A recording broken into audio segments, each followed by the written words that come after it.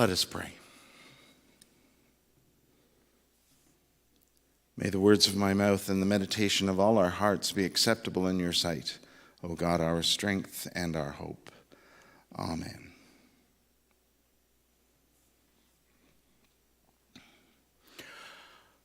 I wonder what a Jesus of today would say about healthcare. And I think the very first thing a Jesus of today would say is, thank goodness you're not asking that Jesus of 2,000 years ago, because he wouldn't have any idea what the heck you're talking about. Because he wouldn't. First of all, he'd say, I get the individual words, but first of all, I don't know why you're using them together, and it certainly doesn't describe what you think it does. But also, in the first century, you only had 3 options if you were sick, or you'd injured yourself, or been injured in some way. You only had 3 options. Number 1 option, and the most popular one, was die. Another option was you might be able to make it back to your home and maybe just lie on the bed for a while and maybe it'll go away, or you might know how to tie it up better so that, it healed itself. Or 3, you could find somebody in your community who knew something about herbs and potions and things that might help you. Or, in those days, kill you. But at least they had a little bit of knowledge about what it might take to help you, because they probably had some experience of it or some awareness that others didn't. Oh, that's not true. There's 4. You could find Jesus because apparently all he has to do is bop you on the head and you're fine. Because that's how we tell the story. It is literally how the Gospels tell the story. Jesus finds somebody, or somebody finds Jesus.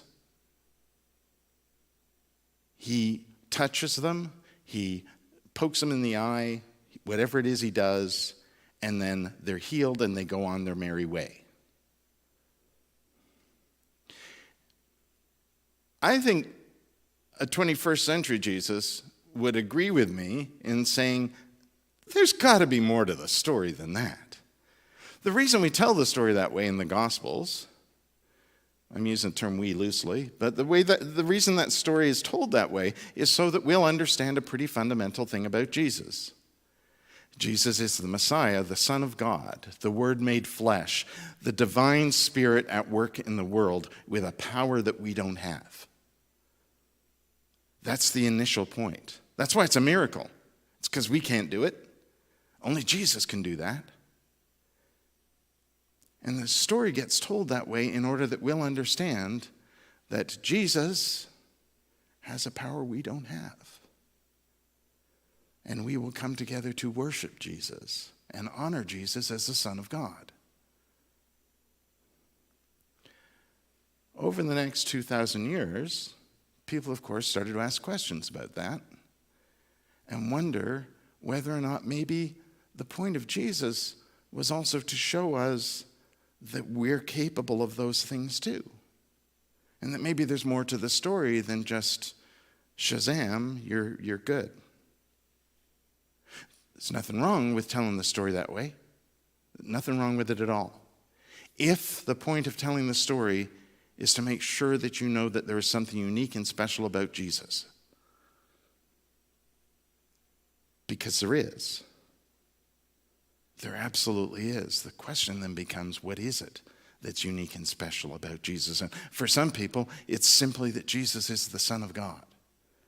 And for others, it may be that Jesus teaches us things and helps us to live better lives. It may be both of those things.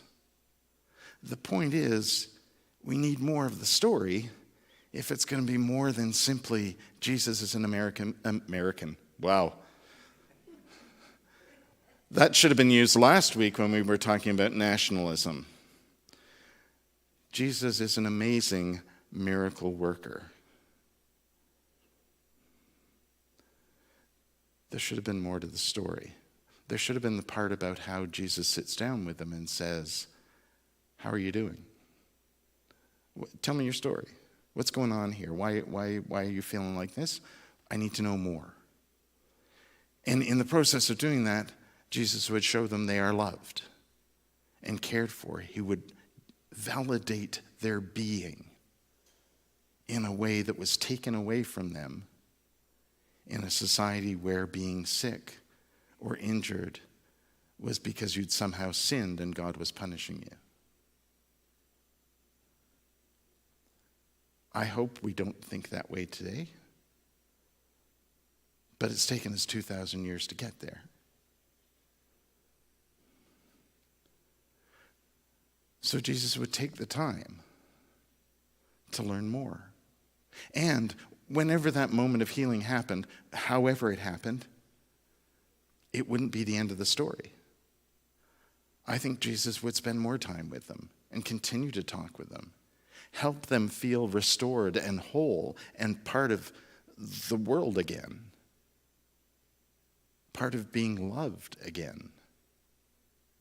I like to think, and I understand the impossibility of this in the first century, but I like to think that somehow a few weeks later or a month later, Jesus would check back in with them and see how they're doing. Maybe send a disciple out to find them. Maybe ask around. Just to check in with them, see how they're doing. I know that sounds improbable and everything, but it just to me sounds like that would be Jesus. So somehow it wouldn't just end with, you're good to go, off you go.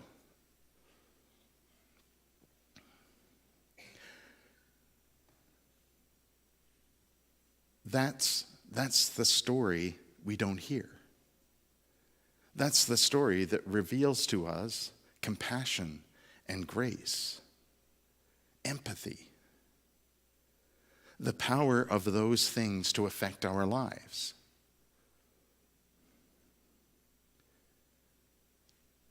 In a very real way. It's one thing to say, clearly Jesus is compassionate, of course. It's one thing to talk about how Jesus offers grace and compassion and love. It's one thing to talk about that, but to see it at work, to hear a story about it being at work,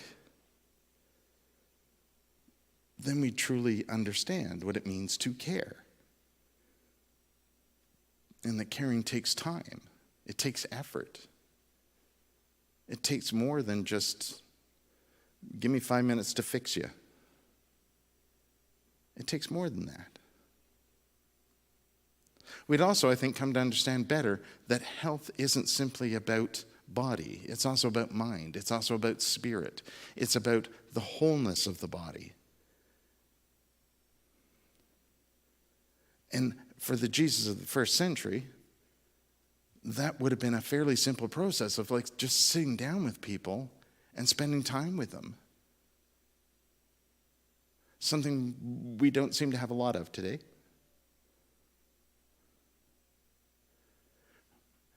The other reason why I think 21st century Jesus would say, thank goodness you're not asking that first century Jesus because he wouldn't get it, is because in the 21st century, health care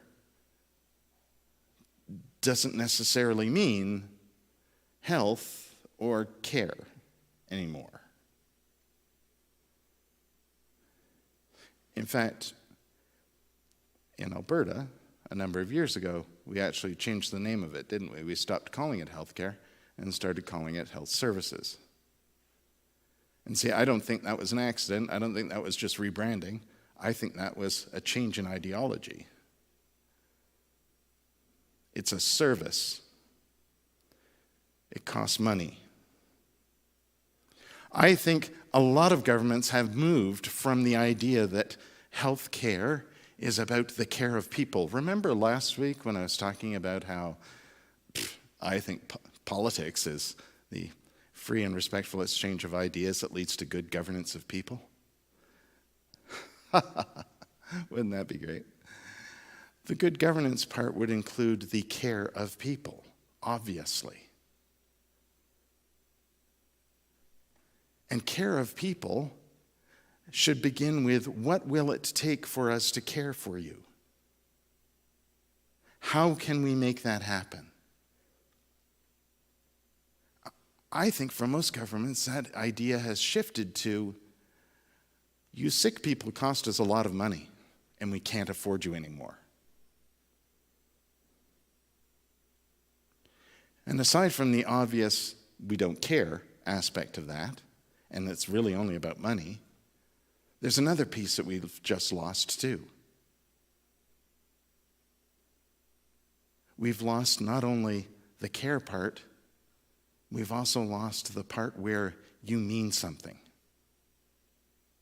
It's not just about caring for you, it's we actually care that you are. The most extreme example of that I can possibly think of, and you may remember this, that during COVID, there was an American senator who actually said out loud, when he heard that it was going to most dramatically affect the elderly, he said out loud in front of media, well, that should be okay because they've had a good life, they should be okay with dying. I'm not quoting him directly, obviously. I've forgotten his exact words, but that's what he said. And he said it out loud. We shouldn't even be thinking that, but he actually said it out loud. Thankfully, there was a lot of pushback.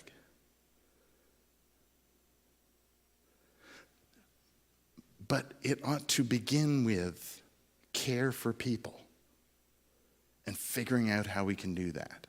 What would it take to care the way Jesus cared in the first century? What would it take? It would take time, it would take place, it would take enough people to actually do that. He only had 12, right? Well, initially, he could send out 12 people to do it. So how do we do that? Well, that costs money. Yes, it does. Yes, it does. But the key thing that's missing here is the understanding that we are caring. And if we begin with that, then we need more people. We need more people to be invested in it. So this is a point at which I just want to be absolutely 100% clear. I think that if you work in what we call healthcare, and I mean everybody from, nurses, doctors, pharmacists, first responders, EMS, even the people who, not even, but including the people who clean the hospitals and the facilities and wash the sheets. If you are involved in that anywhere, I can't imagine that you don't care. Because why would you be involved in care if you didn't care? Yes, I know people have had experiences and moments where they felt like the person didn't care. And I'm sure there are people, I'm grossly generalizing, of course I am, but I think it's also fair, it's important to make that generalization so that we understand that to be involved in the practice of caring for people actually means you need to care.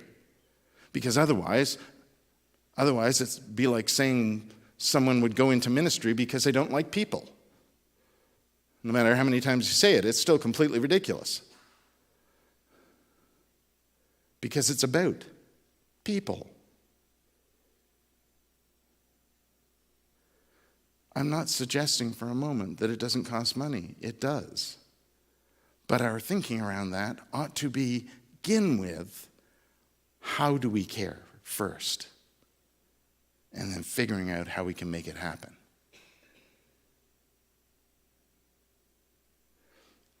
The other piece of that, of course, is that there's another party that ought to care, and it certainly seems like it's more about dollars and cents. Another thing that's happened over the last 2,000 years is that in addition to institutionalizing and systemizing care, that's why in the little ads, the little blurbs for today, there's quotation marks around care. In addition to how we've institutionalized it and systemized it, and we know the dangers of that because we talked about church 2 weeks ago. In addition to that, somebody has to serve that. Somebody has to create the things that you need in order to make that care happen. Somebody has to make the medicines. Somebody has to make the equipment.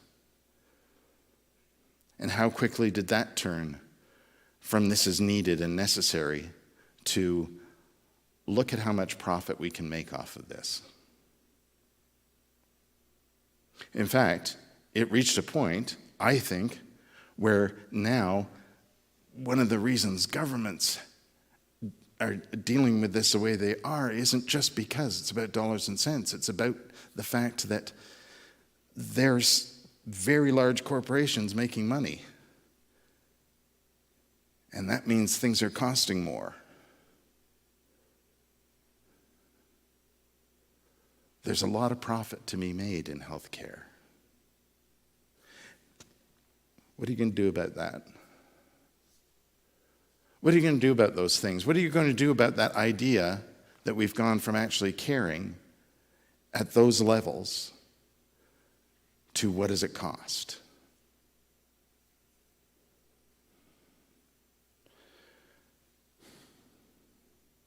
How do you make people care? How do you make people care to the point where they're willing to understand what it takes to care for people? And that what it takes isn't what I can make from it, but the health and wholeness I can give to someone. Imagine how the world would change if the focus of all levels of what we call healthcare was care for people. Suddenly, nurses and doctors would have time. They wouldn't be trying to move you in and move you out as quickly as possible because they got to get in as many patients as possible because they have to, because they only have a certain amount of money. People would have time. They wouldn't be sending people home who shouldn't go home yet from the hospital because they know there'll be somebody there to care for them. Well, I mean, they don't actually know that, but there might be somebody at home to care for them because we need that space. You'd be able to show up any time of day at a hospital and someone would be there to care for you. The ERs wouldn't be closed. And they wouldn't be taking them away from you. I'm not sure if you saw this just in the last week. There's a community in northwestern Alberta who's going to get a new hospital. Yay! They need a new hospital. Their new hospital doesn't have an ER. The old one did. So if you live in that community, in that area, your closest is the next large city. So that's not only going to take that facility away from you, it's also going to take away the doctors and nurses that would have worked in it. Because we don't have money for that. Or because we don't have enough people for that. Why? Is it because we don't actually care about those people who actually are the caregivers? Is it because we're not thinking, what's the way we can make this happen? We're instead thinking, this is what we got, this is all the money we got, and this is how we're going to spend it. So we're going to prioritize this, and we're going to prioritize that. What if what was prioritized was the care part? How do we make that happen?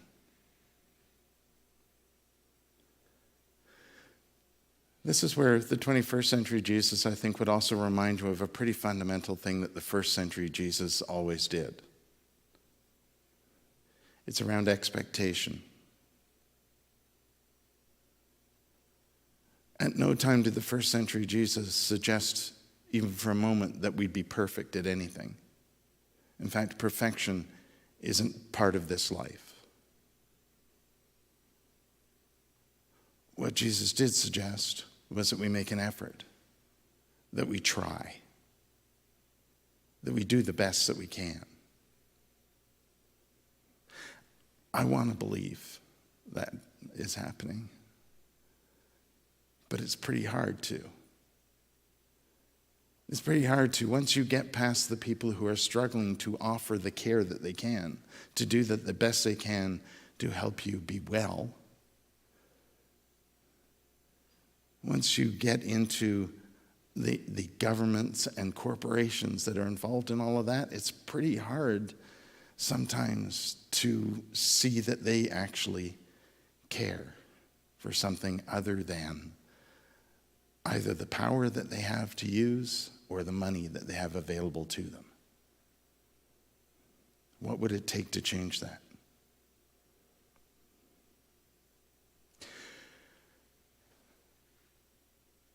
Just to ensure that we've covered as much of the health part of things as we can, I want to also ask, what would it take to change our personal mindsets to I care about me? This, like all of the rest of this issue, is hugely complicated. But there are certainly people in the world who spend a lot of time wondering about how to care for this body that we have, for the mind that we have, for the heart that we have. They try to be healthy the best that they can. There are also certainly people who don't. There are also certainly people who simply, I want to, I don't know how. There are people who want to, but addictions and illnesses have already taken away that ability from them. And there are people who can't afford to. We're back at money again. So how do we encourage people to care for themselves in addition to how others might be able to care for them when they do get sick? How do we encourage each of us to be healthy in body, mind, and spirit as best we can? Because that's about health care too. This would be the point at which I would want to ask the 21st century Jesus. That's a whole lot of work on a really complex issue that has been developing not only for the last 2,000 years, but even before that. Because a lot of it goes along with how we have progressed and grown. So how do we balance those things? How do we bring them together? And I think the 21st century Jesus, the very first thing he would say is, we need to understand what it means to care for each other. We need to understand the value of caring for each other. We need to get ourselves past the idea that somehow we can put a price on that. Because it's literally priceless. And that we should do the best we can to care for each other in every way. Not just as healthcare professionals who care for others, but as neighbors who care for each other. As people who encourage our governments and our businesses to care for people and find people to be of more value than profits or losses. Because we are. Like every issue that Jesus addresses, like every moment of healing, every one of those stories of healing in the Gospels, it's not just a moment. It's not just a magic moment where things are instantly fixed. The life that carries on after that needs care too. It's not as simple as, well, that's a great idea. It's just never going to happen. It takes work. It takes effort. And we need to be willing to put that effort in.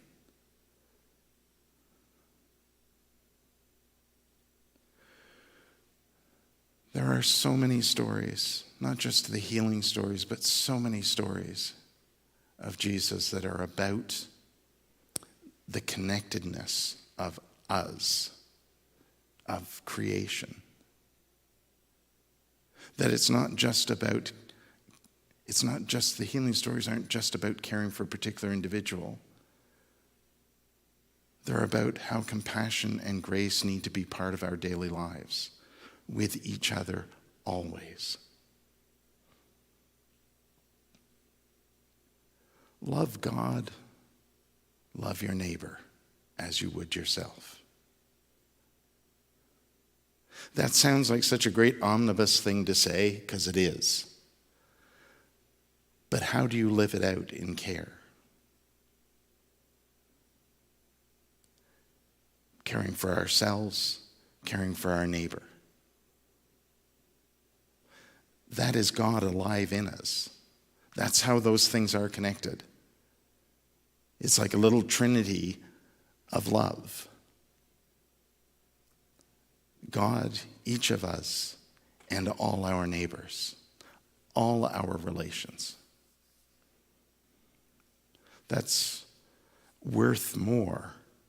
That wholeness is worth more than any price you could possibly put on it.